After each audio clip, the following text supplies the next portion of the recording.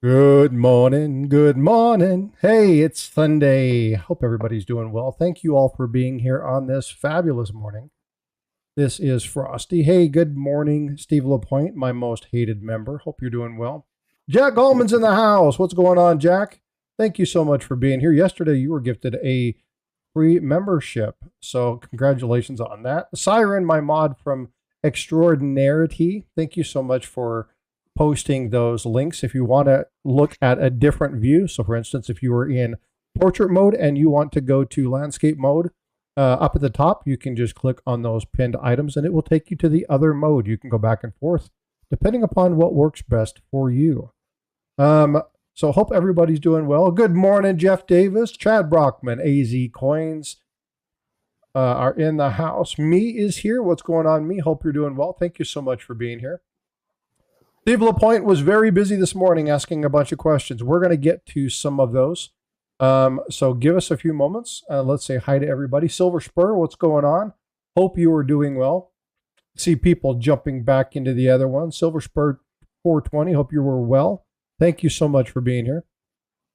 Good morning, Paula. How are you? Good morning. I am well.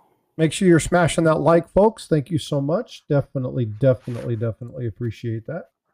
Let's do this. Everybody.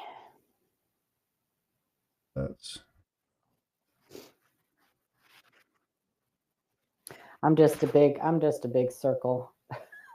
You're just a big circle. I'm just a big circle on the screen. You're actually, you kind of look like a pill. A pill. I am a pill. I've heard that before. Oh, speaking of pills, I was about to say good morning to somebody. I better finish my statement before I say that. We had seen some positive movement in a couple different areas after the video that we did, Chuck, Paula, Amanda, and myself. We'll talk about that here in just a minute. Good morning, Nana. Hope you're doing well. Thank you all for being here. I definitely appreciate you all coming in. Again, make sure you're smashing that like button. I do appreciate it. Scotty Quaddy, what's up, brother? Good to see you. All right. So, Paula, why don't you talk about what we were talking about just a few moments ago about the removal of something because of comments and stuff that have been made by members of our community? So, actually, I think it was basically you and me. There have been some other people that have commented on other things. It's not just that, but but on that video, that specific video. Morning, Becky. I don't know if morning, Big Flip. Any of the other videos. Good morning, everybody. Morning, Flip. I appreciate you first. I don't know if any other comments or videos have been removed, but our friend Wheats to Shields, who like Frostbyte said, we did that whole video, posted it on three of our channels and everything. And well, she had made a video a few days ago about she was going to teach us what the difference between a double die and machine doubling was. And she just screwed the pooch on that video. Well, completely got it wrong. Yeah. So first, it was double die, not doubled die. And I about died laughing when I first started listening to this. And so what happens as it goes through the process, there's something funky that happens with the machine. Goes down the line. Yeah, it goes down the line. And I'm like, whoa. What? Yeah. So, again, she, based off of our feedback, she has removed a video. And so yeah, she removed that video. She got some comments she probably didn't appreciate from myself and the live coin Q&A. From myself and Frostbyte. And then a couple other people had commented on the video telling her, oh, good information or whatever. And Frostbyte and I proceeded to reply to those comments as well. Yeah. It's like, because again, folks, and we know this, right? We all do this. For those of you that are content creators, we know that our friends and our family are always going to say good job. Whether they watch the damn video or not, they're going to go in and say good job, right? We know that. And it's always the same person. It could be a secondary account of hers. It could be her significant other. I don't know how else to say that without being ignorant or indignant. And so we don't know. And it's like, do you even understand coins? Like, are you even a real account? Like, do you understand the stuff that's coming out? Now, there were people in this video. There were two people who actually were asking questions. She hadn't responded yet, and I'm glad that she removed that, because I am too. That was good. That's a couple people in the community who now don't watch the horrible information that was being given out. Now, folks, when we do stuff, every once in a while, you may say something, or we may trip over our own tongue. Or I'm fairly new to this. Again, I'm still 2 years into really understanding and looking at and digging in and delving into coins and stuff. So I'm still a babe when it comes to the experience of many of these people that I work with. And so I will trip over myself quite frequently and say something almost right, but not quite. And so if that was to happen, then that's not a big deal, right? We get it. We can understand it. People make mistakes. But this was so blatantly wrong. Blatantly wrong. It was really bad. Hey, Justin Andrews, thank you for subscribing. Much appreciated. Thank you so much. And so what we want to do is we really want to make sure that we're giving out good, solid information. But again, you're going to see more stuff like this. Now, we talked about this yesterday in the stream. We talked about how Chuck is putting out a lot of really good, solid content right now. The subscribers are going up. There's a lot of great activity on his channel. But we really need to focus on putting out some good, solid information. But again, I just wanted to celebrate the fact that, hey, people are taking notice of this. So continue to go in and, look at them and say, hey, you know what? Hey, that's not correct. This is what's going on. You're sharing bad information. We're on a mission to do this. We continuously look at stuff. I haven't seen her post anything new. The bigger spam channels, and we talk about Coins of Rosie and stuff like that all the time, American Coins. They could care less. USA Coins. They don't care. They're not tracking their stuff. This is a factory for them. They change 2 or 3 items, same video, different content. They go through, AI change their information. They push it out. It's done. Like this is an assembly line for them. They don't care. Certain channels we're not going to be able to have any impact or effect on. So we know this, right? She has no excuse, because she had access to the best information out there, the information that she plagiarized, and she learned nothing. She learned nothing from it. Which is okay, and I'm being way too harsh on her. I shouldn't say that, because there are definitely channels out there that are way worse than her. The biggest problem with her is that she mixes in good information with bad. So she gets some things kind of right, and then some things really wrong. And that can be very, very confusing too. So I do think she's at least making some attempt at learning something. And maybe she'll get better by osmosis. I don't know. Well, but here's the thing. So there are some people now, if she really wants to learn to pick up content, she just has no idea. And there are people out there that really want to do decent stuff, and they just have no idea. But instead of taking time to learn, they just talk and talk and talk and talk and talk and talk. We also have members in the community who know better and still talk out both ends of their Yahoo. That's problematic, right? And so Yeah, I want to address something real quick. Yuck, I don't know why that happens. Um, Audio quality in portrait mode is better than on landscape mode. I'm not sure why that's going on. Hmm. It's the exact Mhm. same device, the exact same structure set up. It must be something coming through YouTube. I'm not sure what that is. Yeah, that's odd. Um, but that's weird. There's Well, other people saying that listen they've on noticed it, but portrait, watch on landscape, and listen on portrait. they have a couple different devices open. There Have you a go. couple devices open. Double I dip do it. right That's now. I'm all for that actually. I have Um, two. I have two open right now. So yeah, well, and I do too, simply because of monitoring yeah. chat on both sides. But audio Mhm. sounds fine here on landscape. Thanks, Cad Hunter. I appreciate it. Um, but yeah, All anyway, so right. we wanted to share that out. There's something else that we want to talk about. Um, and Paula, if you will share, actually, you have that up already. I'm going to share Have it this. up. All right. So this is something that Paula has done. I'm going to actually make this bigger. Hopefully, you can read that.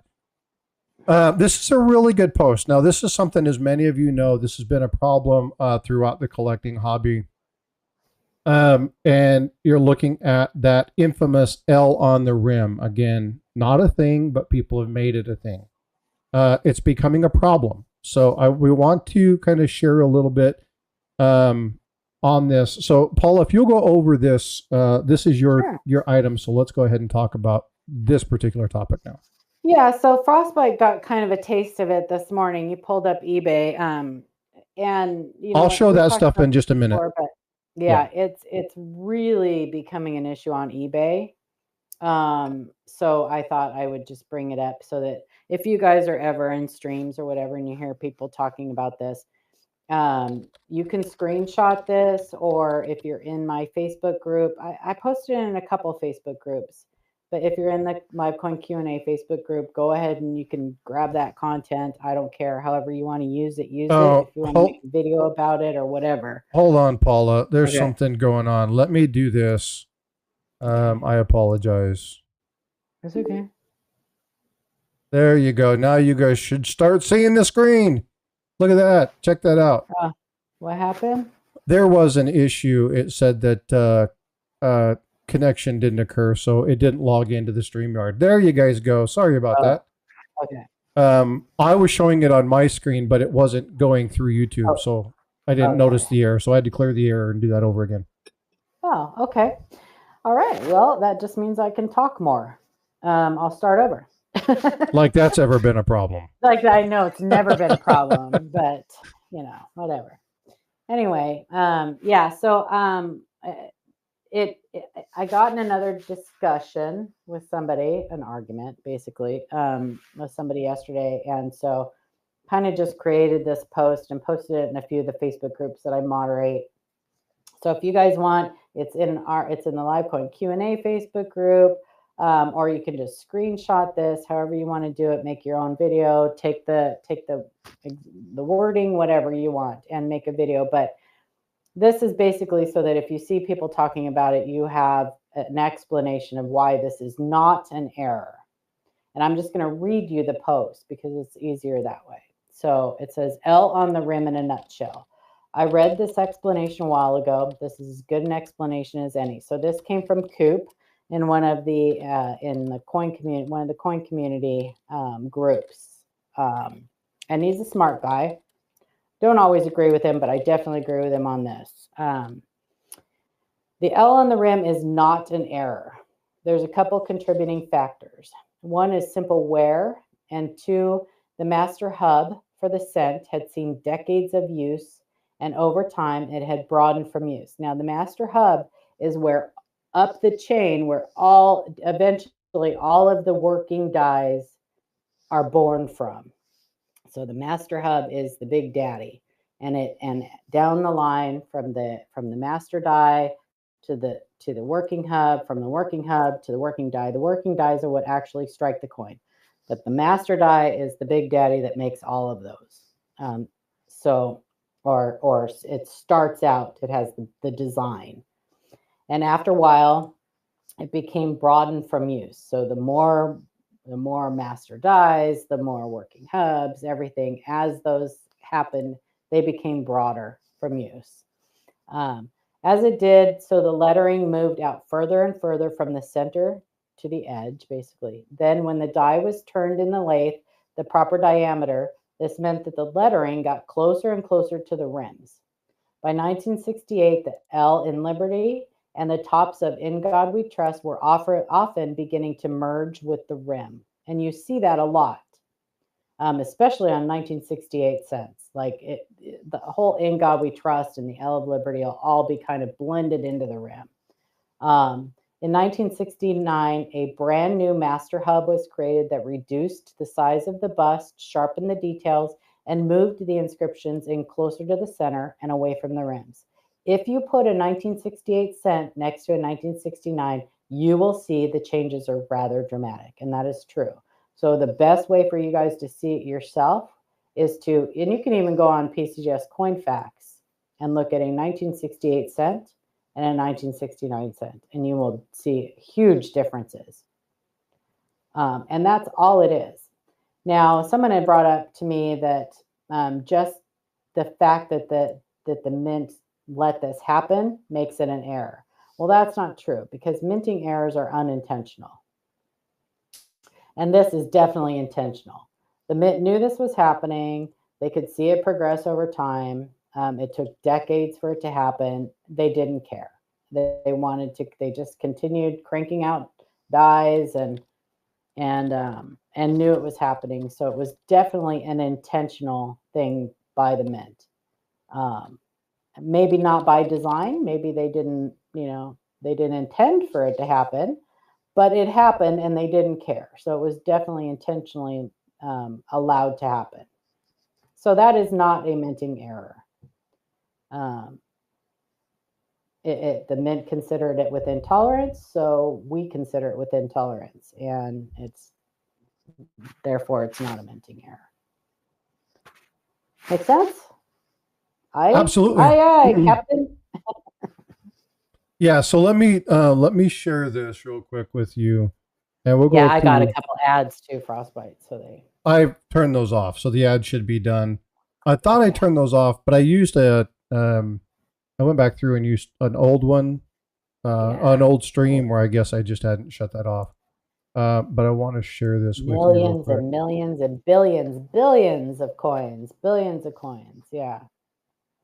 So basically from about 1918 to 19, the same master hub was used. And so if you go search L on Rim, you'll go through and you'll see just tons and tons and tons and tons and tons of these. Now, these are all sold listings, and there's something that Paul has explained regarding sold listings. I think it's really important for people to understand when you're looking at eBay and you're seeing this. And that is understanding that just because it's got a price here doesn't mean that that's sold for that particular price. Yeah. Because you see where it says on the left completed and sold. Yeah. So it basically lumps completed and sold into one category. Yeah. So you've got to take that completed out and just show the sold items. Yeah. Okay. Now this one still is here. It still shows up. It's here. So you scroll back down and you see this particular one. Again, blurry images, L on Rim. Unfortunately, this person is going to find out the hard way that they ever try to change it, it's not going to be worth it. But it's not a thing, folks. You have to be careful. If you look at some of these, now could have been best offer for sure. Yeah, but even a dollar is too much, because it is not an error. So they sold it for something that it's just not. Yeah, it's a normal coin. So now all different dates, you'll see. In going through this, we also got to identify some other issues. And this is a coin that I wanted to share because, again, these are, and you saw this one, Paul, already. Yeah. These are the unfortunate part of this hobby. This is where people who don't know what they're looking at or they hope that they understand. They've heard about a coin. They think they found something that the other person doesn't realize they have. And simply because they don't understand the minting process and what needs to happen, what design elements should be on something, they end up getting caught. And so this is a great example. I'm going to share this screen, open this up a little bit more, and show this. Now, this is a great example of something that is wrong. So I'm not, Paula, please don't say this out loud. I'm going to leave it to the folks in chat to provide some insight. Now, here is the front of the coin. Okay, so I want you to look at the elements that are here. And the front of the coin is good. No issues, correct? Yeah, I mean, just worn, yeah. Okay. Circulated. Yep. But when looking at this, this is probably the best photo. So I want you guys to look at this a little bit.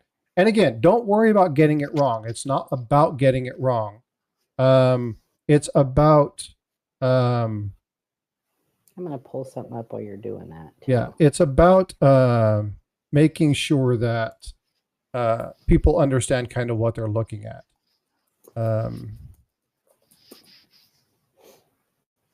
My likes thing's not working, so I'm going to remove that. Yes, it's blank. Yoxnav, you're brilliant, man. Nice job. No, but what's wrong with it? There you Rockzilla smagged it. Sand it down. Okay, so how do we know that it's been sanded down? Right? What is it that you look like? No rim. Okay, perfect. So, and Paula and I talked a little bit about this, and she walked through this. But again, understanding the minting process is extremely important, because this is what you might see in a blank, right? Where it's large, it's kind of whatever, and then there's no rim. There could be some other things that happen with this particular one, but anyway, there's no rim. You can see actually here on the edge. I'm not sure if you can see this on here, but when you look at this particular area, you can see. And I see you shared something. Give me just a second. No, it's fine. Yeah. Yeah. You go do it. Yeah. You can see where it once was there. Okay. Right here. You can see where that rim used to be, and that rim is no longer there. So definitely is something that has been sanded out. Now, somebody's saying that it looks rounded. It could be. Yeah, it could be a little bit dome shape. That could just be reflection of the light. There's no weight on this. They didn't show any weight. When you look at this, there's, again, there's no weak strike. So this person, Paula, you want to talk about what people might have thought it was? So this person, now whether this person did it or not, we'll never know. Somebody did this intentionally. They could have been trying to make a love token or something. But this was sanded down. And somebody probably thought this was a uniface strike. So what a uniface strike is when two planchets enter the striking chamber at the same time. You'll actually end up with two coins that are uniface. One with an obverse, one that's been struck by the obverse die, and one that's been struck by the reverse die. And on the opposite sides of both of those, there'll be nothing, which is why it's called a uniface, one face. And I have a picture of an actual uniface. That pulled up. So you can definitely see the difference. There is a upset rim on the one side, and on the struck side, there's actually kind of some thinning because there's extra pressure. So you'll get some metal kind of spillage, I guess, or I don't know, for lack of a better term, over the sides because there's extra pressure in the striking chamber, right? Because you have two planchets on top instead of one. Two. And so yeah, there are definite differences. Don't ever fall for that. You will see that a lot. And that coin probably circulated for a while, because the one that Frostbyte showed, because it wore off most of the sanding, the evidence that it had been sanded or ground down. Oftentimes you will see those marks on the side, but this one's been smoothed down, or they could have just used a smoothing, disc or whatever. So, yeah, that's it. Yeah, and it's hard to tell because the images aren't very clear. And again, Yeah, and that's probably by design. I would say it's by design. The one that you can actually see some good detail in the rim is so dark you can't see anything. And this could be, the person could be the one actually trying to trick people into buying something, or they could just not really know. But again, this is one that you guys need to be aware of. We will never know. This goes back to intent that we talked about yesterday. We won't know. This person, you couldn't really prosecute that person for fraud, because all they would have to say is, well, I didn't know, I bought it that way, or, I didn't know. So you can't prove, you have to prove intent. Yeah. And so, but here's again, you look at some of the listings, and I've pulled up a couple of the egregious ones. No, L on rim, $500.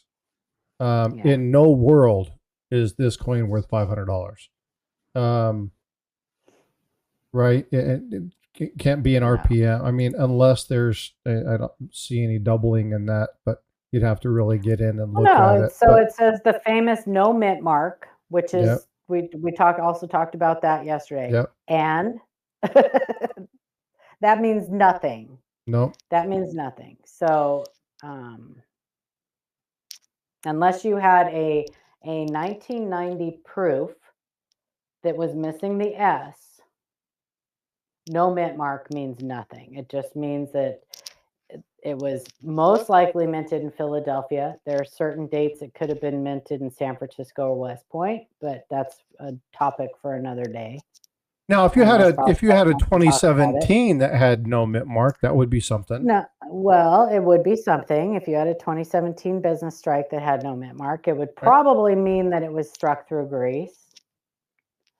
Because I imagine by now, had there been 2017 P's minted without the P, somebody would have found one by now. Yeah. Yeah. But you very well could have a struck through grease, but most likely not an omitted mint mark. So, Cad, this is exactly what we were talking about with this particular coin here, which was, where is it? Oh, hold on. This one right here. So, Cad said exactly what we talked about on this one. So, one bid ended, sold for $1,200, and that's exactly what we were talking about, Cad, which is they're either tricksters trying to make money or they're money laundering. And again, we talked about money laundering in this particular fashion. There's a very good potential. Now, I'm not saying this is what's going on in this particular one, because again, I'm not here to insult or whatever anybody's knowledge or whatnot. But again, yeah, it's very important that people understand, right? Like, or there was a shill bid from a friend of theirs or something, to make people think that it was worth something. Oh, somebody bid $200, but as your, please hit the thumbs up or I will come to your home and criticize your coin collection. Well, now you got jokes. Thank you for that. I appreciate it. Make sure you're smashing that thumbs up, folks. I appreciate you. But again, I want you guys, we're talking about this because again, we're here about protecting the community and making sure you all understand that some of these listings are just, they're unreal. But as you look through here, you're going to see, again, $250. I'm really, really, really hoping somebody didn't spend $225 on this particular one. Well, oftentimes when you see that one bid, So if you do a lot of eBay shopping or whatever, you'll notice if you go into, so if you click on the bid, click on that bid where it says one bid, it probably started, well, he has to log in. Yeah, hide Right. that and then whatever. But if you click on that bid, you'll notice that oftentimes the seller will start something off with a bid. And it's the minimum bid that it's the minimum that they will accept on a sale. So sometimes they'll start bidding off at $1, which a lot of people do that. They'll start it off at $1 or 99 cents. I'm not going to be able to pull that up. Okay. And usually those are legit. Like those are legit things. People that just want, like they think that their coin's worth $1 million, so they're going to put it up on eBay. That will be the minimum bid that they will be willing to accept. So you can tell by just clicking on that one bid, and it'll come up, and the one bid is where the seller started it off at $225.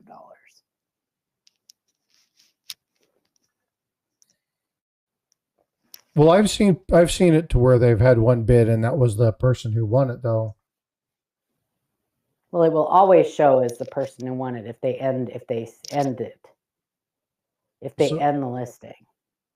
So they will put it, like I said, they will put it for 2 weeks, okay, or a week. They'll put it for a week.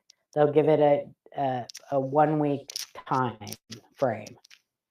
And if that 225 that was the first bid is the only bid they get, then it will end, and it will show as sold for that 225 bid. Right.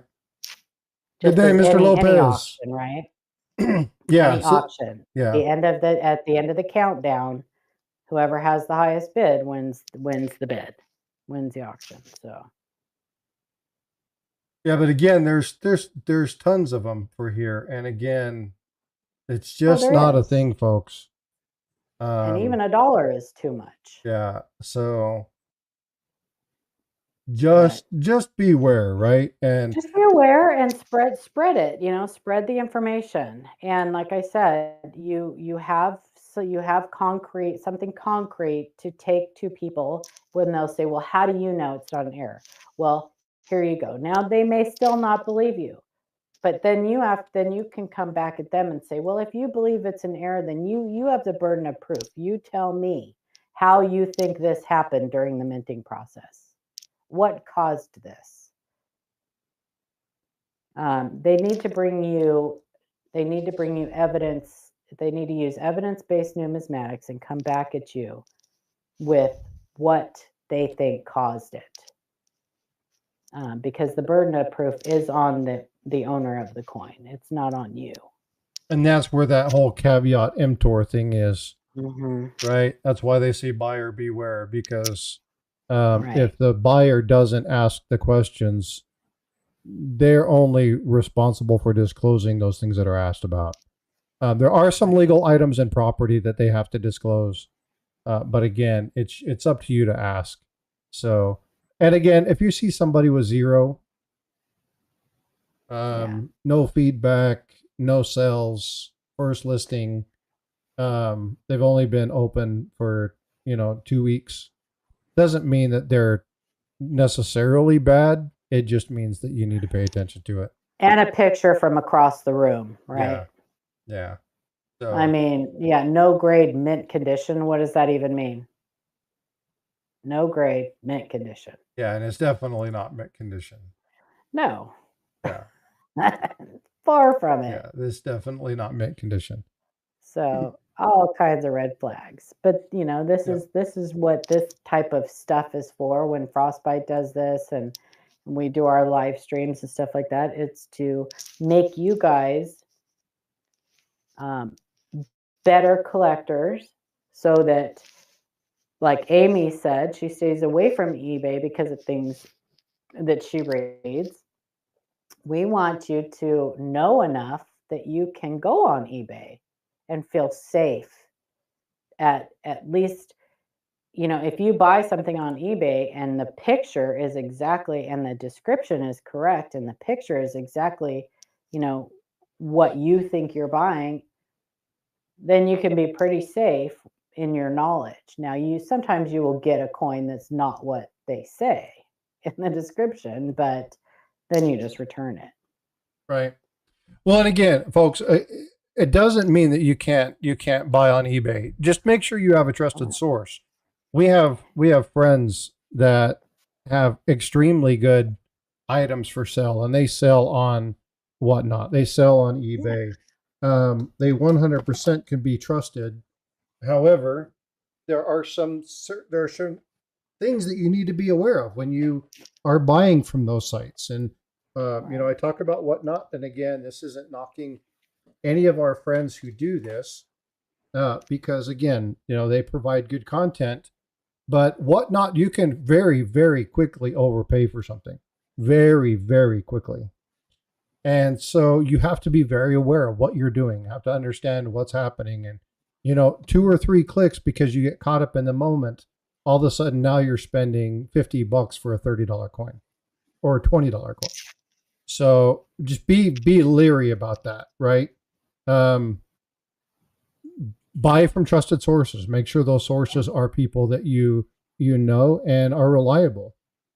If I go to Blue Ridge, I can guarantee that I'm going to be getting the product that he tells me I'm going to be getting the product. If I go to Ghosts and Ghouls, or I go see Adam in his chat, I'm going to be seeing exactly what it is that I'm going to be getting. I know that it's going to be the right stuff. But even in those, it doesn't mean that because of the quick boom, boom, boom, you're not going to overpay for something. Now, with that being said, just the opposite is true as well. You can find some really good deals. If somebody doesn't really understand what's being stated, nobody's interested in it, you can get a really good deal there as well. So just be number one, understand what it is that you have. Number two, make sure that you understand what it is you're buying and who it is you're buying from. It's just, that's just standard practice. But I would buy on eBay before I bought on Whatnot, simply because of the risk of overspending. It's too fast. I don't care for Whatnot personally. Yeah, it's tough. So Southern Coin says, I sell on Whatnot, but if somebody overpays, I compensate them. But you're under no obligation to do so, right? And so you do that because you want to. That's good for you. That's good on you. But nobody's under any obligation to do that. And if you're not paying attention, very, very quickly, you can overpay. Now, I did that, and again, Sean's a good guy, but I went in, I wanted a very specific innovation dollar, purchased it. I thought I was purchasing it for about $25. 2 other people bid. I clicked it because I thought I wanted it. And next thing I know, I was paying $40 for it. Yeah. I'm like, whoa, what the hell? And it's fine. Not a big deal, right? I was in there, I was bidding. I should have been paying more attention. But again, it's not just one off. This has happened a number of times. And so I just don't go there. It doesn't matter if I know them and I respect them and I trust them. I won't buy there because of the pretense that I will most likely overspend. So you got to know yourself as well, right? Make sure you understand what's going on. And there's a lot of people that are there to support the channels. And that's fine if you want to do that. But if that's also a selling tactic that people use. Hey, if you just want to support me, it's worth what you're willing to pay. That's a really bogus statement. Well, yeah, I mean, if that was truly the case, you could just throw them $5 in PayPal, whatever. You know what I mean? Yeah. Like, save if you don't need to overpay. $50 on something, you just shoot them a PayPal for $5 or something if you want to support them. I don't know, whatever. But I like to look. I've overpaid. We've all overpaid for stuff. I've intentionally overpaid for stuff because it was something I really wanted. Now you won't see me in auctions fighting over stuff. I'm too cheap. And you won't see me on Whatnot because I like to look at stuff before I buy stuff. And I just don't have enough time on Whatnot to really look at stuff and research it and look, I don't know prices in my head. by memory. I like to be able to look up, gray shade. Yeah, I'm the same way. And yeah, so. Well, and again, I have nothing against Whatnot, folks. If that's the platform you want to use, then be all for it. It's fun. It can be really fun, and sometimes you can get some really great giveaways. You can, yeah. Well, there's CAD says the nature of auctions is the possibility of a deal, right? That is very true. What I stated, and if I wasn't very clear on this, I want to be very clear. The reason Frosty, the reason I won't do it is because I get caught up in the moment, and I will always overbuy, and I will always overspend on Whatnot. I have to limit myself. Now, when I go to a coin auction or I go to an auction house, if I'm looking for a car, I've done different things in my life where I've gone to actual auction houses and bid on artwork and things of that nature. It's a totally different environment. It is very quick, but you have time to look at it. You have time to investigate it. You have time to see exactly what the element is and ask questions and inspect it. You always have the opportunity, unless you're doing something like the closed door auctions on storage units. So people do that blind, right? Which I think is a little foolish sometimes. But again, it's gamble, reward, whatever you want to do. I'm talking about myself and why I won't go to Whatnot. So I'm not. That is true, Bella's Forge. That is true. There is a custom bid option and Whatnot. That is true.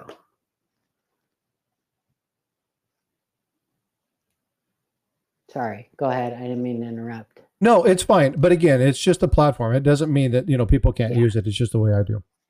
Yeah, and I'm with you. I mean, I like to be able to, and some people do have auction preview lot, where you can preview some of their lots. But for the most part, most sellers don't have that option where you can go in and preview anything. And I like to be able to look stuff up, and I'm a cherry picker too, so I'll look for varieties and things like that they don't have it listed as, but. Yeah, no, that's one good thing I will say about eBay is that, and Amanda's found some amazing stuff. She found a Henning nickel on eBay. She found that on USA Coin Book. Was it a USA Coin Book? Yeah, in a 5 nickel lot. She found that. I thought that was on eBay. Henning nickel. Oh. No, it was on USA Coin Book. People forget that USA Coin Book you can get some deals on that too. You just have to know, once again, it's all about education. Understanding what you're looking for. Yep, and understand what you're looking at and what you're looking for. Yep. So the more educated you are, the better all-around collector you're going to be. You're going to be better at buying, selling, everything. Well,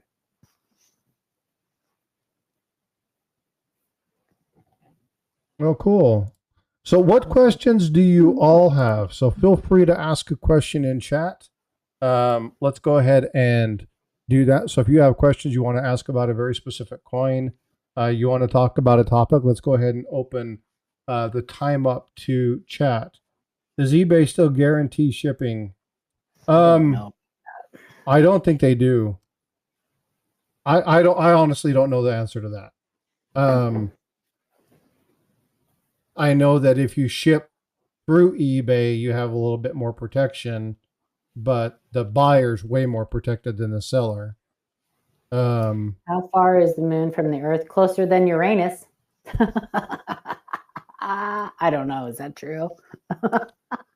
Yes, it's definitely closer than Uranus. It's 238,900 miles. You opened yourself up for that one, Coin Junkie. Just saying. And you didn't say whether you wanted it in kilometers, so CAD Roll Hunter gave it to you in kilometers. There you go. So let's go back. I see very little trust and expertise with most people. I have a very thin, small group that I buy from.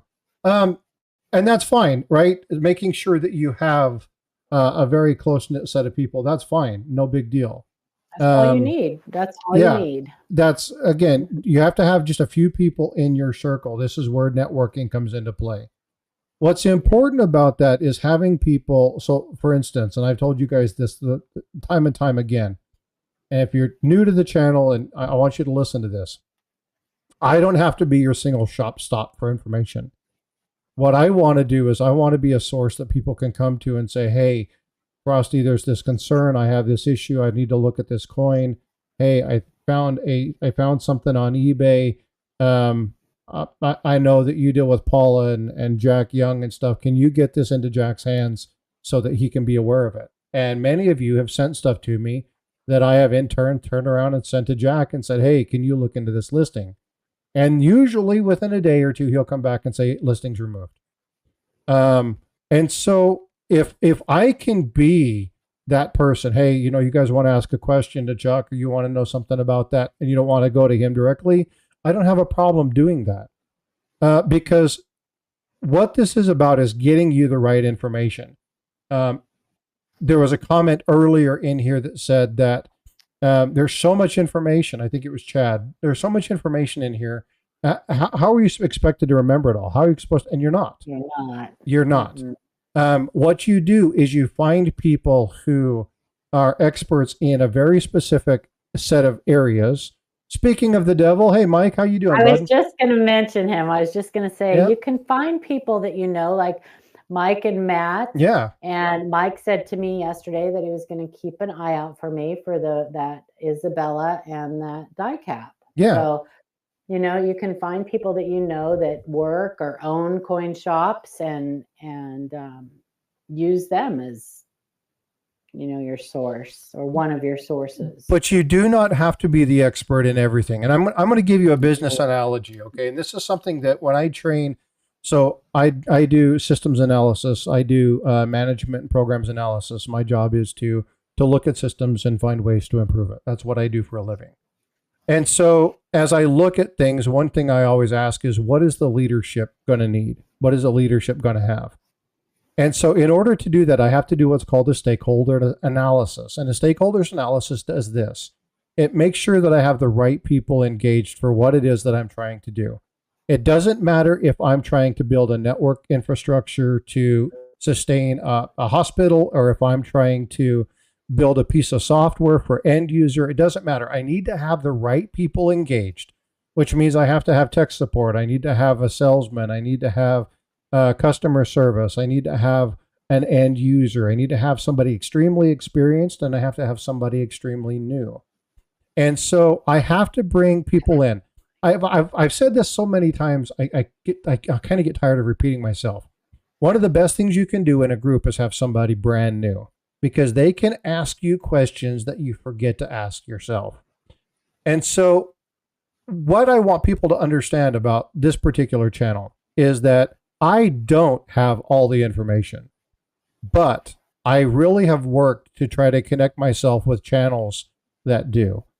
If I'm going ancients, I am definitely going to Matt, Mike, and Aaron Burke. Period. End of story. That's my beeline. That's exactly where I'm going to.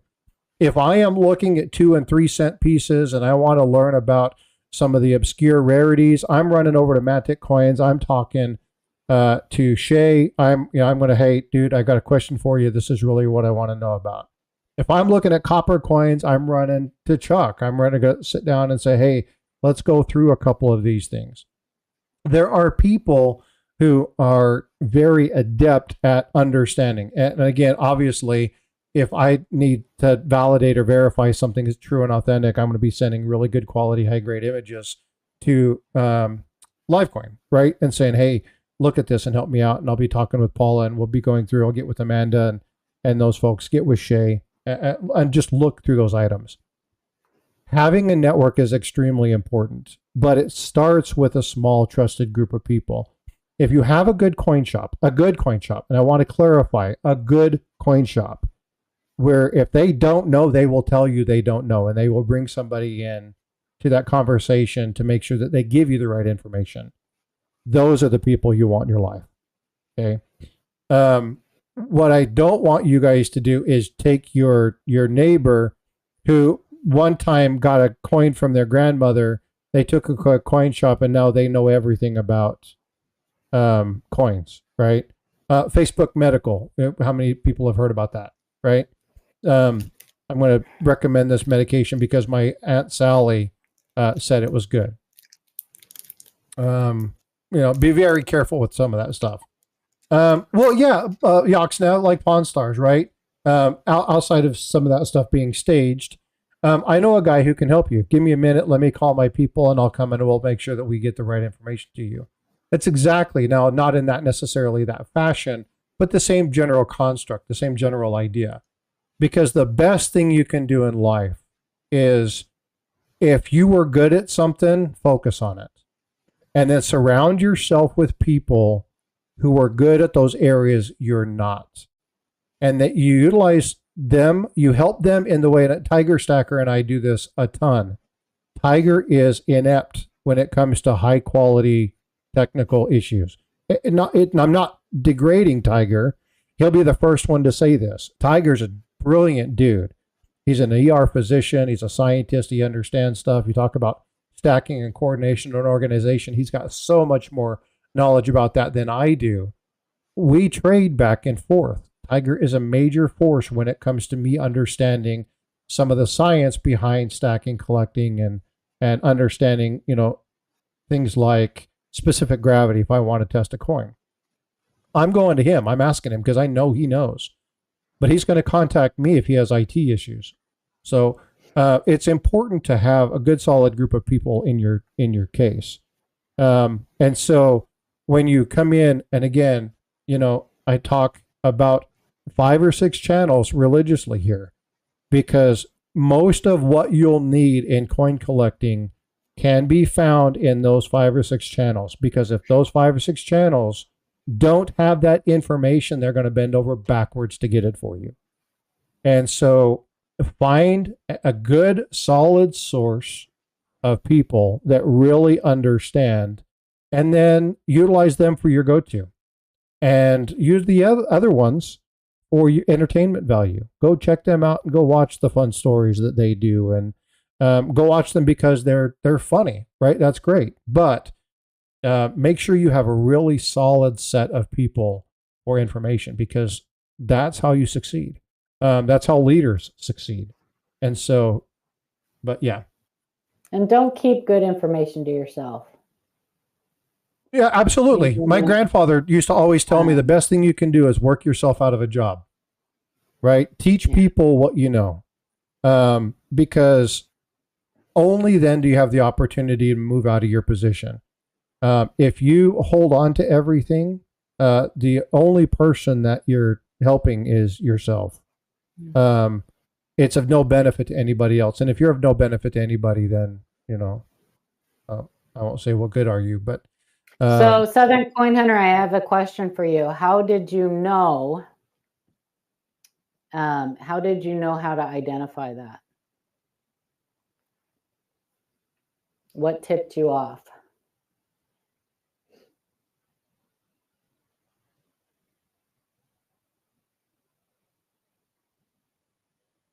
Listen, it gets all quiet. Like we're waiting for him to talk. Well, yeah. That's he can keep on talking. He'll post the stuff in chat, but they told me. Oh, they told you. Okay. Cool. Yeah, because in case you guys didn't know, there's a little channel out there called the Live Coin Q&A that may have done an entire stream with a counterfeit expert, Mr. Jack Young, talking about that specific topic. Fake Morgans and fake PCGS holders with correct cert numbers. Morgans. Well, and again, we talk about this. What's also important is to look at the fact that they are paying attention to us as well. Sure. Okay. I have fun with you guys. Because now there's the non-Morgan. There is the non-Morgans, and we discussed that too. Yeah. And so, but again, here's where, folks, you are not expected to know everything, but here's what I'm going to ask you to do. And if you guys have a pen and a piece of paper handy, I'm going to give you Frosty's insight. This is just my insight. You can take it or leave it. If anybody wants to add, Mike, you can add in chat. If you want to add anything to this list, Paula, obviously you're free to do so as well. Two things. I don't care if you know everything about the coin that you want to buy. It doesn't matter to me. But I want you to know enough about the coin to be able to ask intelligent questions. Okay?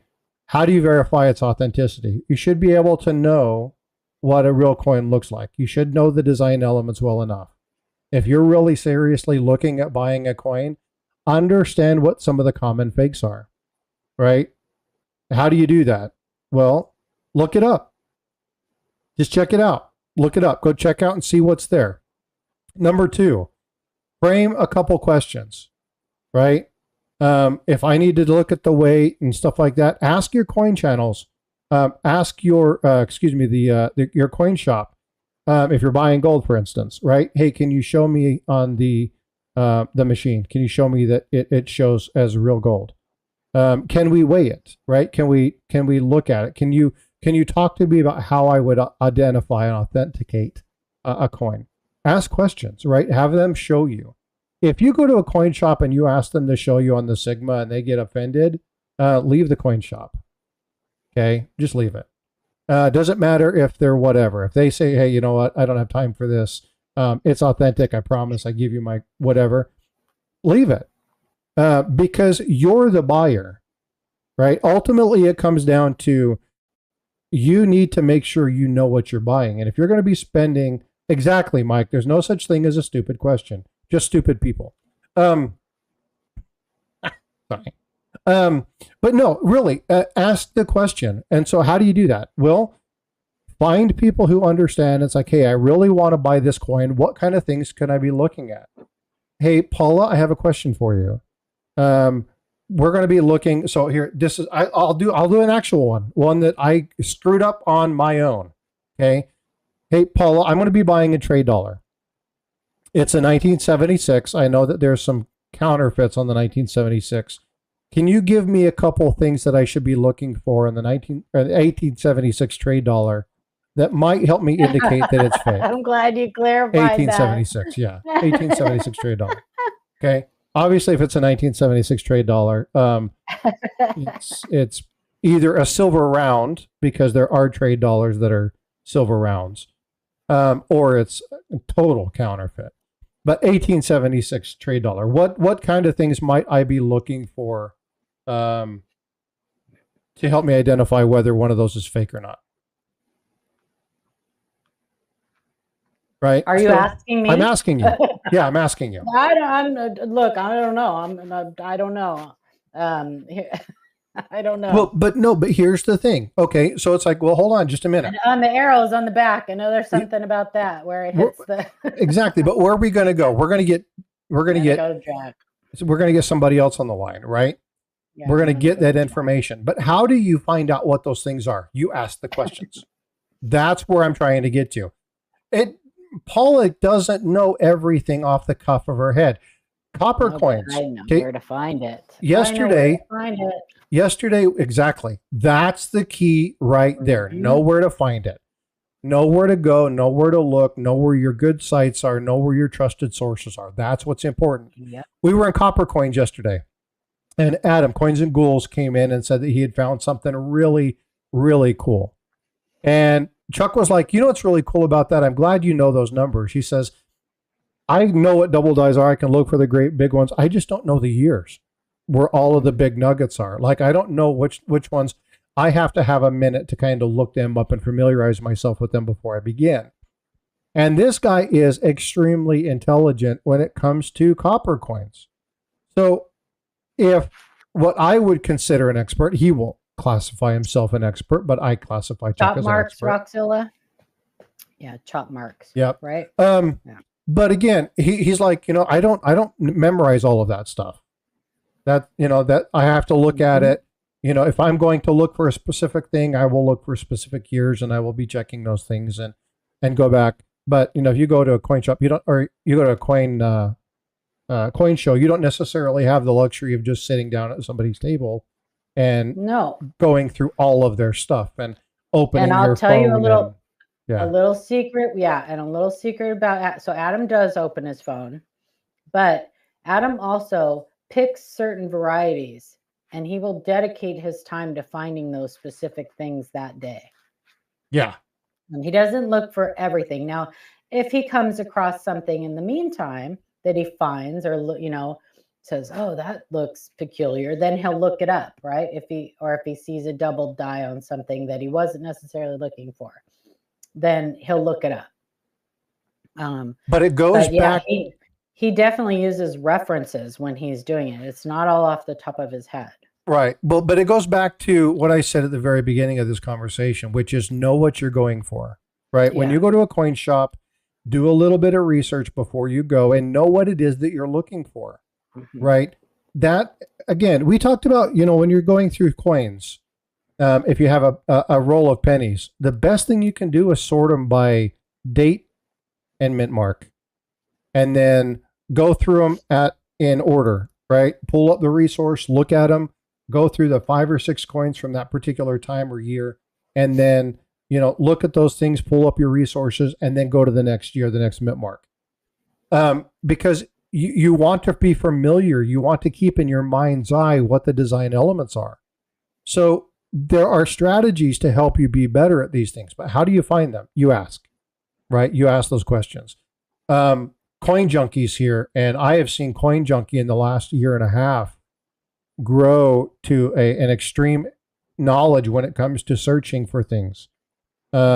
He's found some amazing items, always asking questions, right? Really digging in and kind of growing into some stuff. And so we see it in our community. We see people who are really curious. We see people who are asking the right questions. And when they ask something, they're like, okay, well, hold on, Paula, is this, they're not die lines. They're called, what are those things called? The round lines. Laid lines. There you go.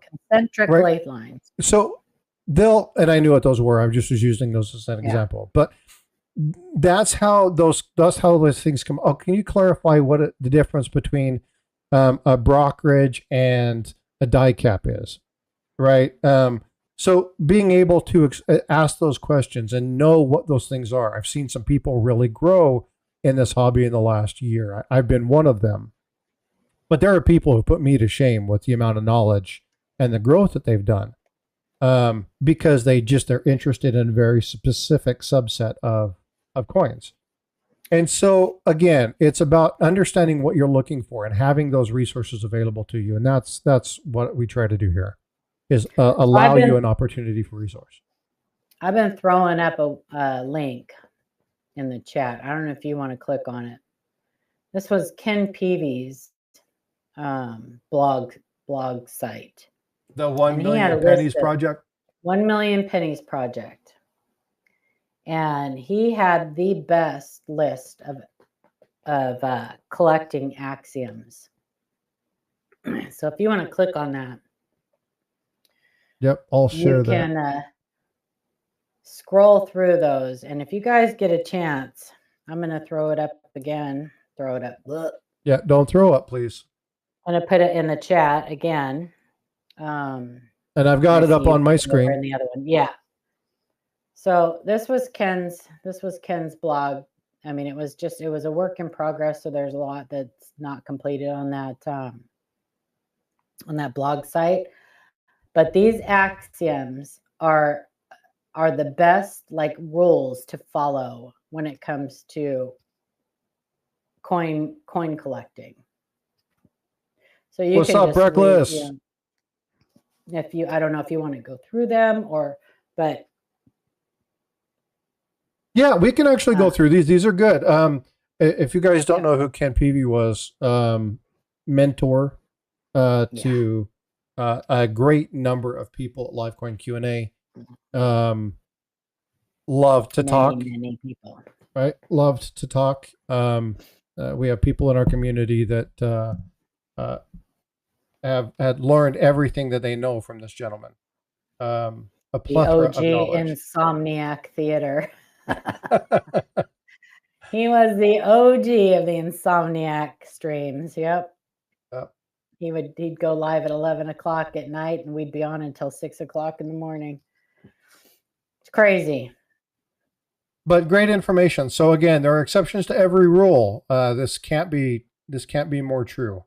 Another way to say it, there's no absolutes. The statement of course is absolute. So there goes that theory. That's funny. Yeah. anything can happen, okay, in any given day. When you think you've nailed down an idea, be ready to scrap it. Be flexible in your thinking. That's extremely important, right? This is, Kev PV died, by the way. He passed away in 99 or 2000. No, it was it was 2019. Was it 2019? No, it was 2021, I think. 2021, I think. Oh, it wasn't very long ago. So basically, he died right before I got into this. Yeah, 2021.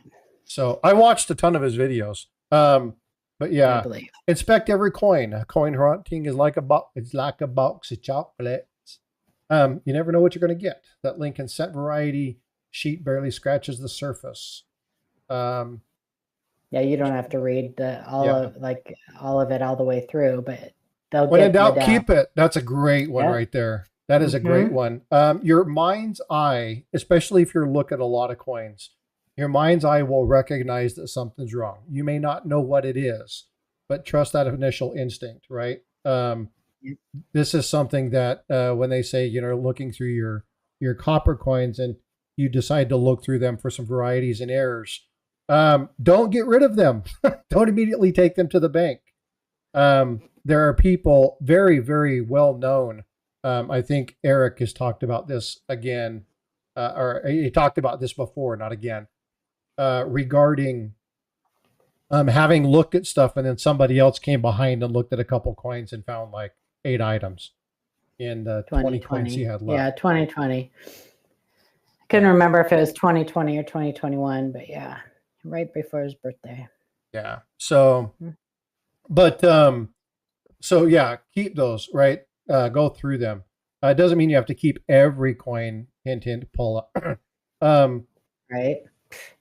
But yeah, definitely go back. And then the more you learn, then go back and look through them. You'll be amazed at what you find. Start with the assumption of damage. That there's not a better, I think that probably should be number 1 in my book. Yeah. Assume that everything you look at is damaged.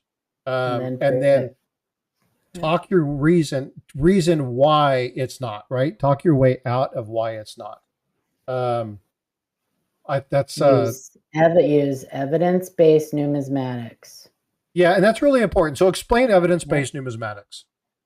So evidence-based numismatics is basically like, so knowing the minting process, knowing what is normal before you look for what is abnormal, and being able to through proven facts, use that type of logic to prove that it's not damage, right? So you see a coin with a big gouge in it. You can go through the minting process and actually identify exactly where that happened during the minting process, and then give indicators of why it's not just a scratch, why it's an actual like struck through. There's key indicators. There's clues. Yeah, like the Richmond dime. Ew. I still don't know how that made that on the cover of the magazine. Oh my God, what a nightmare that was. Yeah, that was kind of crazy. So Invisible, I watched that movie last night, by the way. Abby Normal. Oh, Abby Normal. Yeah. Such a great movie. I love Axiom number 5. Yeah. Nobody knows it all 100% right all the time. And that's, again, I said that. Except Ken Potter. Except Ken Potter, he says. But it's one of those things where you're not expected to know everything. Okay. And don't get lured into the thing that you're expected to know everything about coins. This is why we put content out. This is why we network, right? This is why people like Mike and Matt do the Coin Show podcast. This is why Mike and Aaron do the Ancient Show podcast, where they talk about ancients and they're going through and they're looking at stuff. Whatever your interest is, make sure that they are really aware of what's going on. And folks, there are people who know just enough about this to sound like they know what they're doing. Yeah, that's the problem. Yeah, and they will talk about both sides, and you watch one thing and it says one thing, and then you watch another and it says another. So be careful with that. Now, it doesn't mean that uh, they say something, a year ago, and then 1 year later they say something different because they've grown and they've learned more information, and now they understand it correctly. I've made plenty of mistakes when we were talking about stuff like that. I always go back to incuse doubling, being a great example of that. Saying that the people were finding some amazing things, and come to find out I was saying all the right stuff the wrong way. So that stuff happens. But again, you're not expected to know everything. You're not expected to know every coin. You're not expected to know every silver round or everything like that. Hey, Cadroll Hunter, have a great day. Oh, have a great day, Cadroll. Thanks for being here. Chad Brockman, out of my 20 Morgans my dad gave me, it took me time to research and finally discovered that I had 2 VAM 6A pitted reverse. Cool. Yeah, and again, just take time, learn about it, look at it, and see what's going on. Again, always assume things are damaged, but don't be hasty. One thing axiom that's not on here that I would like to add is act, don't react. Right? And I said this before, folks. Reaction is something that you do with emotion. Okay, take time, do due diligence, really look at what it is that you have, and then make a decision. When you make a decision, act on your decision, right? Don't act out of paranoia or FOMO or things of that nature. So take time to really look at that. Let's see. Let's go through chat a little bit and see what I'm missing. I'm glad for the nice Wheaties. Yesterday I received, among other things, the fun hunt. Solid stacks of bullion, excited to find things in change and having fun. Outstanding, Amy. That's good. That's what this hobby's about. Let's go back through and see what I've been missing. I remember Ken Peavy had found. Oh, Roxilla said they found Ken Peavy in 2019. Yeah. Roxilla, so if you want to send me some really good, solid images of that trade dollar, we can look it up. But they need to be really good, nice light, good quality. I'll pull it up in my email. Exclamation point email. I don't know why I clicked on that one. Exclamation point email, and that will pull up my email. Just like that. Yeah, go through those axioms though and read them. They're priceless. They are words to live by, for sure, in this hobby. And folks, a reminder, this is a hobby. Okay. There are some people who utilize this. They've made it their life. They've made it their business, but not everybody's expected to do that. Okay. It's important to understand, this is a hobby. Have fun with it. Right. That's the important thing. And make sure you're smashing that like button. And if you're not subscribed, consider doing so. And if you are only in this hobby to get rich, you're going to probably be disappointed. You know how to make $1 million in coin collecting? Yeah, start with $1 million. Start with 2 million. Yep. Ouch. All right, so go ahead, ask questions. What questions do you guys have as your please talk about upcoming St. Jude auction. Yes, you mentioned that earlier. Thank you so much. St. Jude. Let's go ahead and pull that up. We have a video on our channel too. If you guys want to join Q&A and look at the channel, find the St. Jude's auction, talks about it. Or if you want to just go to Aya the Herring's channel, she's got all the information up on her channel. It's coming up. So if you guys want to make donations, you need to get those donations in soon. And if you're planning on bidding, you will need to pre-register. It's super easy, takes 2 minutes. Let's pull up Ida's YouTube. Let's throw that in there. There is Ida's YouTube channel. When we pull up Ida's YouTube channel, you can go to posts, and then there you'll see information under her community page.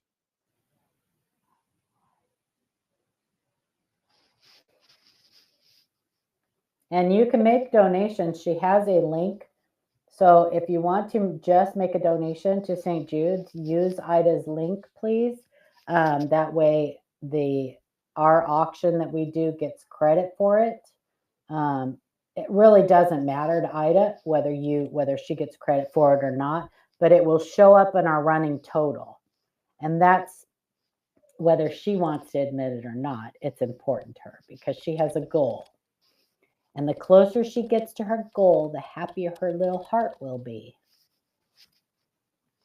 We are probably not going to make our goal this year just because we were months behind because Ida had her back surgery, which was super important for her to do. So we were behind the 8 ball this year, but Ida should have gotten a coin box of donations yesterday. yeah. Outstanding, ATS. Yeah, so again, this is in March. And again, March 13th through 15th, I think, if I'm not mistaken on the dates. Is that correct? 13th, 14th, What? 15th? Or is it the 14th? I got to 15th, look on the 16th? calendar. Yeah, I think it's 15th. Is it just Saturday, Sunday? Yeah, I think it's 15th and 16th. Yeah. Okay. Yeah. Yeah. So again, go check out Ida Herring. Go over there, check out that channel.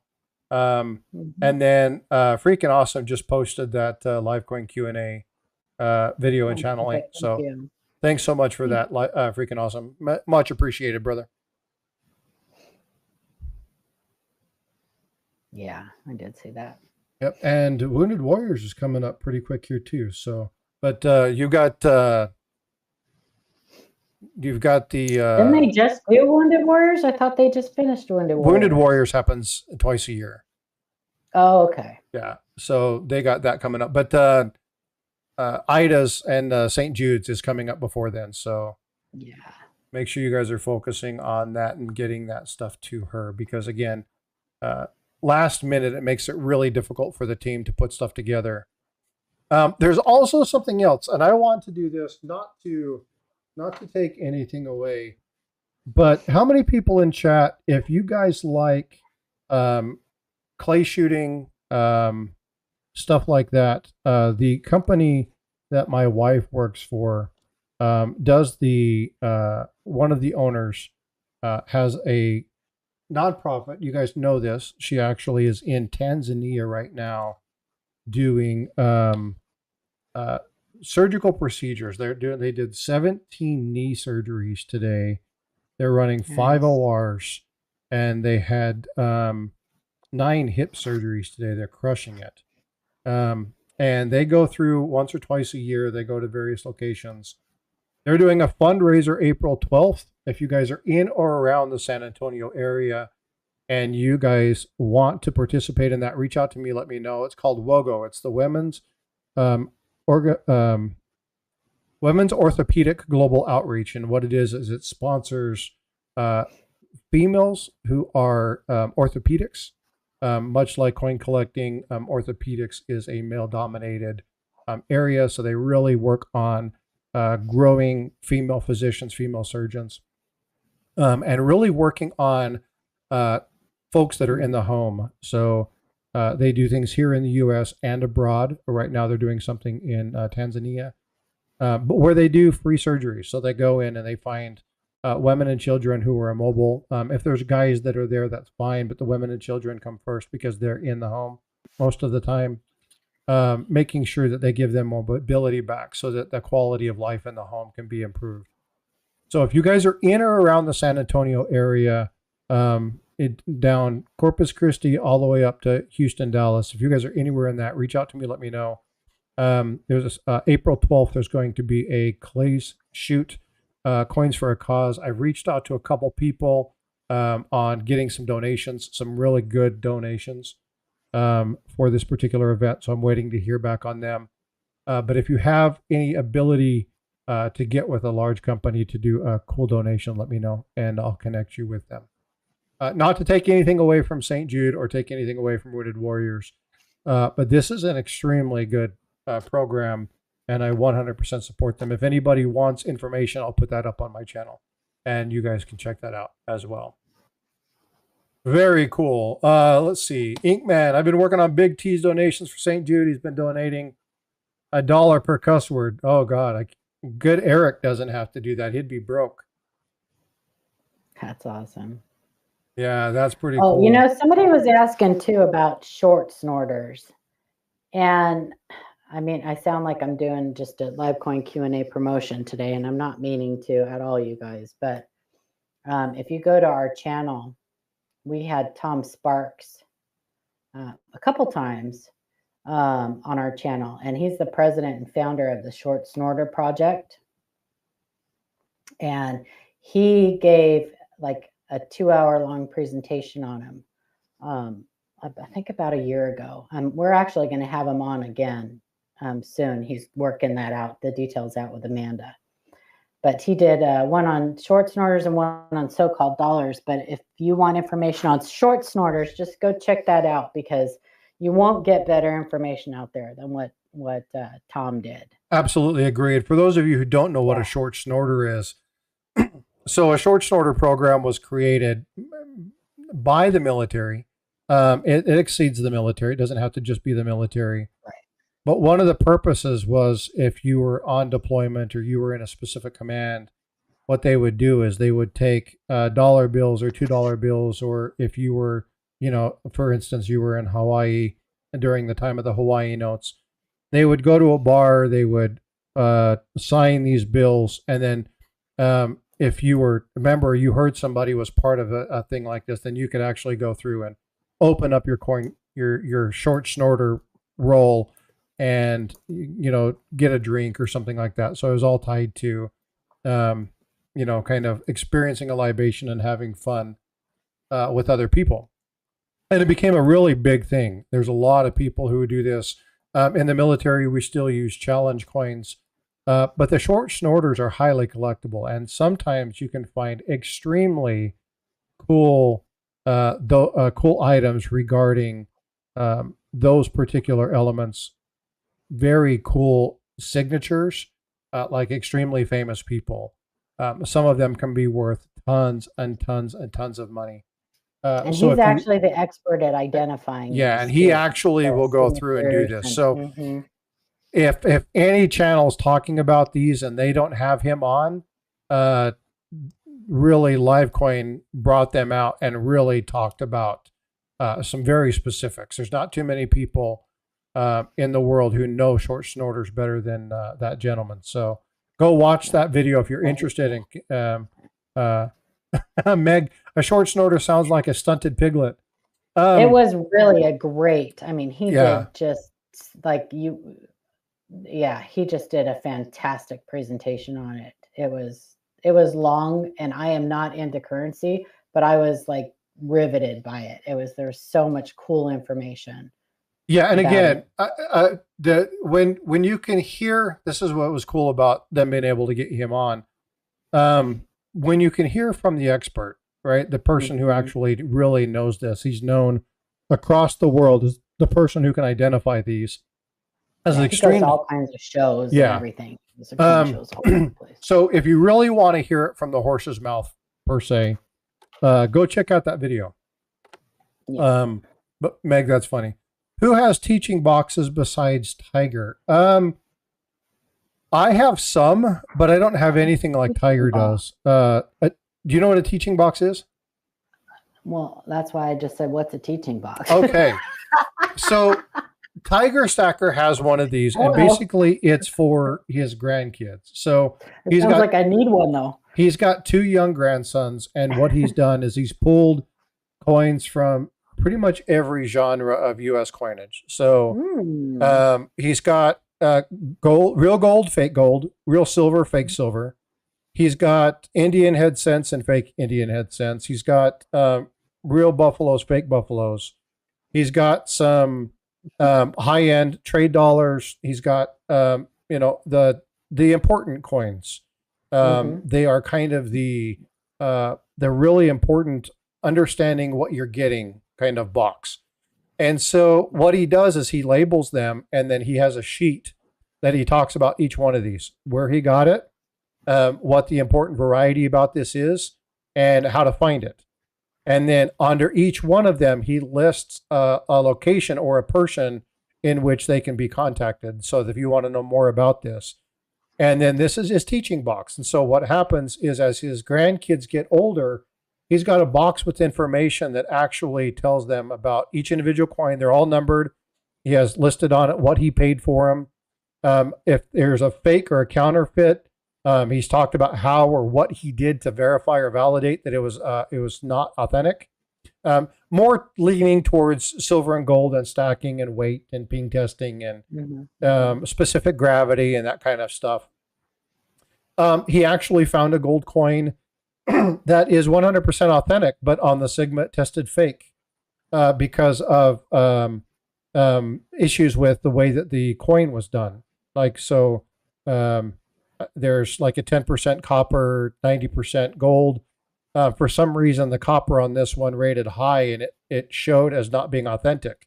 Specific gravity is perfect. Ping is perfect. Weight is perfect. So all the elements are there, it just doesn't test right. Absolutely great coin. So he took it out of his collection, put it in the teaching box, and laid all of his information there. Really, really good idea. Not a lot of people can do this because of cost. But his grandsons really have a great opportunity to really know and understand what his collection is, what's in his collection, what they need to look for. So really cool piece. And when I say Tiger is brilliant with that kind of stuff, he goes above and beyond. So fabulous. We need to do more about his teaching box and what his intent is. Take that around to the schools. Yeah, I mean, his teaching box is worth quite a bit of money. So I don't know that he would want to be handing it out to the kids to kind of circulate. Some of the coins in there are $1,000 coins, but but yeah, I mean, it would be good to have good examples of this and be able to do kind of stuff like that. Now, I've worked with one thing. You guys know Michael Stacking, older gentleman, and he's worked with his libraries to put some authentic fake coins together and label them and talk about the years and the mint marks and stuff. And so he's done that with his local library. Channels can't be quoted out or anything like that. It's totally anonymous. It's only about the coins and to talk about values or anything. So we wrote some stuff up and he was able to put a small presentation together. These are the kind of things to help information, to share information and get people to be aware of what's going on. So, yeah, Amy, thanks for bringing up the teaching box. It's, I don't know of too many people that do that. Tiger has done some amazing stuff in that regard. And we'll be talking about that more. This gives me an opportunity to drop Stack Collector. For those of you who don't know what Stack Collector is, I'm going to drop something really quick, and you'll see this in the backsplash of the screen. Stack Collectors is a program that Tiger and I are doing. It's going to be once a month. Once a month. Once a month. Yep, once a month. And we'll be going over the blending of stacking and numismatics and how they two pair together. We'll take different topics each month, and we'll go over some of the things. The last one we just did, which was on Tiger's channel. This next one will be on mine. The last one we did is we talked about the 1933 gold confiscation and what's going on and how that works. So be paying attention to that. And we have a standard view that will always be the same thumbnail. So you'll be able to see it no matter which channel you go to. So make sure you're subscribing and doing that so you can track on when we do our Stack Collector one. But again, like I said, when it comes to the science behind some of the stuff and the testing, Tiger's extremely on point. A lot of people are rubbed wrong because of the Tiger arms and stuff, but hashtag mini. I think that was meant for Meg. But yeah, so anyway, be aware of that. I'll drop that as well. So are you guys still going to be doing your prayer streams? We are. We've got to get some stuff set up. We've got to figure out some of the nuances. But we are going to be doing that. We have to coordinate. Tiger's schedule is difficult, so coordinating when we can do that. I'm trying to set it up for every month, so we'll be talking about when that's going to come up, but that is definitely something that we're going to be doing. Nice. Not to take away from Yankee Stackers, because he does his prayer stream as well, but to kind of add to it. We need more of this in the hobby. Everybody can pray. Yep. The more prayers, the better. Yep. I need a lot. So the more prayers I can get, the better. Yeah. So, but anyway, so be paying attention to that one because that's going to be something that's going to be fun. Good morning, Farm Dog. Most likely our streams are going to be happening on Thursdays, just because of the way Tiger's schedule works. Thank you. So stay tuned. So you'll see more about that. But I think that's going to be an extremely fun program. But again, stacking and collecting, right? Looking at how to best serve yourself, because sometimes there's misconceptions even in the stacking world about the importance of numismatics, and so. But it's, you collect and you stack for different reasons. But sometimes you can stack things that have numismatic value. So it's important that you're aware of that. Speaking of prayers, I got to get going. Oh, yep, it is that time. For church. So, all right, you guys, everybody have a blessed Super Bowl Sunday. And if your team is playing in the Super Bowl, I hope they win, because I really don't care. So I'm just in it for I'm just in it for the food today. So. The food and then the commercials.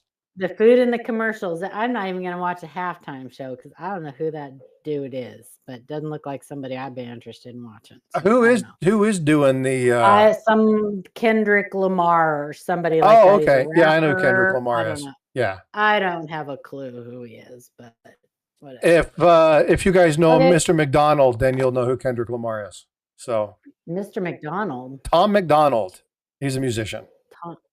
Yeah. Okay, I don't. Yeah, I know he's a rapper. He is a rapper. Yeah. Good. He's a good dude. He's a good dude. All right. Have a great day, you guys. All right, we'll see you. All right, folks. Well, hey, thanks for hanging out with me today. And again, as always, feel free to ask questions. Send emails if you want to. If you have a very specific topic that you guys want to hear or learn about, feel free to do so. I appreciate you guys coming in. Mike, I don't know if you're still here, but thanks for popping in and hanging out with us today. Definitely appreciate that. Kevin, Coin Junkie, Silver Spur, Yoxnav, y'all take care of yourselves. Farm Dog, good to see you. Farm Dog, you got that email. That's good to know. Go ahead and get a hold of the ANA and get that membership fired up there. I think he's got a magnet when it comes to ANA memberships. I'm not sure how he wins all of those. Oh, absolutely, Mike. You guys have an amazing coin show over there, and a lot of great information. The relationships and stuff that you guys have built with people over the years serve our community well. So, Frosty, my son's head to RCT Tuesday. Ooh, my friend, her son is heading to boot camp on recruit training camp on Monday. So we got two guys heading out to the military. He's joining Army, and your son is Navy. Wish him my best. I'm glad we were able to have a conversation. So, yep, support your local service member. And again, a lot of us have family members that are doing some amazing things. So please make sure you keep them in your thoughts and prayers. Speaking of prayers, Eric is still under the weather. Obviously, you noticed he was not in chat today. So keep him in your mind's eye. And be well, be blessed. I'm going to be dropping a video on Wednesday, and this one's going to be the Pilgrim Tercentenary commemorative coin. One of my favorite ships in the series of the commemorative coins, so go check that out. If you haven't watched that series, it's a pretty cool series. I know a lot of people aren't watching it because they don't collect it, but if you want to learn about a really cool set of commemorative coins, I'm doing the entire set from 1892 all the way up to the 1950s. So make sure you're checking that out. We're about a third of the way through. All right, folks, I love you guys. Thank you so much for all the support and the love. Again, if you're watching and you haven't subscribed, please feel free to do so. It's free, but make sure you're smashing the like on the way out. Take care. Be well, be blessed. If you drink today, lose your keys. I want all you guys to be here Monday morning, okay? Take care. Be well, be blessed, and I will see you all